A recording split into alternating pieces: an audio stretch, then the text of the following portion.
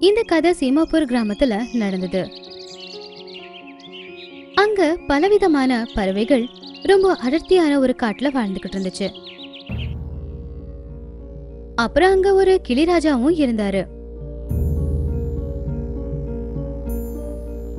பறவைகள் நிறைய இருக்கிறதுனால கிளிராஜா பறவைகளுக்கு கொஞ்சம் கொஞ்சம் தான் சாப்பாடு கொடுத்துக்கிட்டு இருந்தாரு.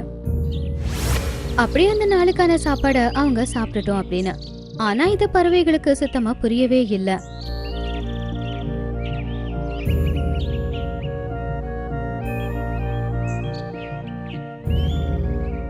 அவங்க யோசிச்சுக்கிட்டு இருந்தாங்க, நம்ம ராஜா நம்மளுடைய சாப்பாடு சாப்பிட்டுக்கிட்டு இருக்காரா?